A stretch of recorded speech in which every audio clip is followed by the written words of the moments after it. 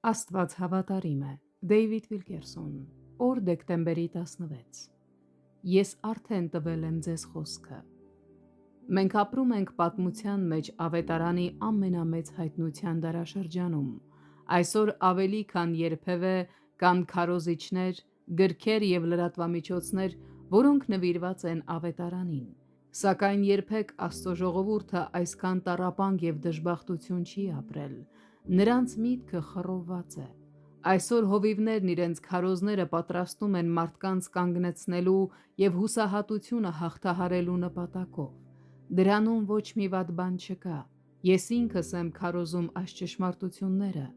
Այնուամենայնիվ, կարծում եմ, որ կա մեկ այլ պատճառ, թե ինչու մենք այդքան քիչ հաղթանակ և ազատագրում ունենք, և դա անհավատությունն է։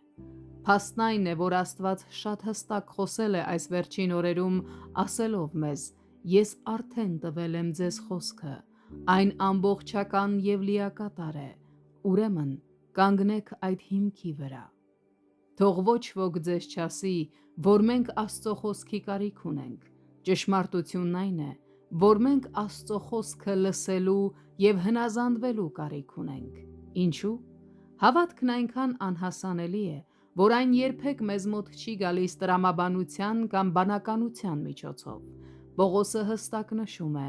«Հավատքը լսելուց է, և լսելը Աստծո խոսքից»։ Հռովմայացիս 10:17 խոսք։ Սա միակ ճանապարհն է, որով իսկական հավատքը կարող է ծագել ցանկացած հավատացյալի սրտում։ Այն գալիս է լսելու միջոցով, այսինքն Աստծո խոսքին հավատալու, վստահելու և գործելու միջոցով։ Տիրոջ աչքերն արդարների վրա են, և նրա ականջները նրանց աղաղակի վրա։ Արդարներն աղաղակում են, և Տերը լսում է, և իրենց ամեն նեղություններից փրկում է նրանց։ Տերը մոտիկ է սրտով կոտրվածներին և փրկում է հոգով փշրվածներին։ Շատ են արդարի նեղությունները,